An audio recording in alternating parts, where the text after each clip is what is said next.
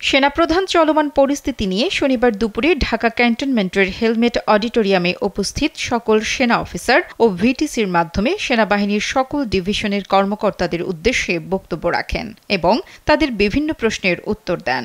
বাংলাদেশ সেনাবাহিনীর সকল কর্মকর্তাগণ এই অনুষ্ঠানে সরাসরি ও ভার্চুয়ালি অংশগ্রহণ করেন। দুপুর ১:৩০ থেকে ৩টা পর্যন্ত বক্তব্য ও আলোচনায় তিনি বিশেষ করে সামাজিক যোগাযোগ মাধ্যমে প্রচারিত গুজবসমূহকে না শোনার ও এড়িয়ে যাবার বিষয়ে সবাইকে উপদেশ দেন। কর্মকর্তাদের উদ্দেশ্যে সেনাপ্রধান বলেন, আপনারা সোশ্যাল মিডিয়া পোস্ট দ্বারা পক্ষপাতদুষ্ট হবেন না এবং অন্ধভাবে বিশ্বাস করবেন না। সোশ্যাল মিডিয়ায় আপনারা যা দেখছেন তা সত্য নাও হতে পারে। গুজব এড়িয়ে চলুন। খামেরা তো দাগ হয় কিভাবে? এই যে ভাবি, দাগও যাবে রাগও যাবে। নিন চাকা সুপার হোয়াইট। দেশে এখন একটা অস্বাভাবিক পরিস্থিতি বিরাজ করছে, যা স্বাভাবিক করার দায়িত্বে সেনাবাহিনীকে সারা দেশে নিয়োজিত করা হয়েছে।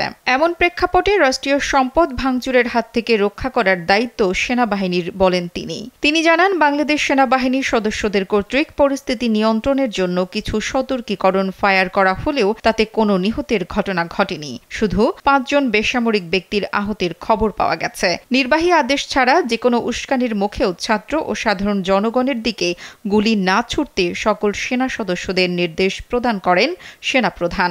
এছাড়া ডেপুটেশনে থাকা সামরিক কর্মকর্তাদের সর্বতোভাবে সহযোগিতা প্রদান করার আহ্বানও জানান। সাম্প্রতিক অতীতে পুলিশ সদস্যদের গুলিতে কিছু সংখ্যক অনাকাঙ্ক্ষিত হতাহতের কথাও উল্লেখ করেন তিনি। পরিশেষে সবাইকে উদ্দেশ্য করে বলেন যে, আপনাদের কারো মনে কোনো প্রশ্ন জন্ম নিলে সরাসরি আমাকে জিজ্ঞেস করবেন এবং কখনোই গুজবে বিভ্রান্ত হবেন না।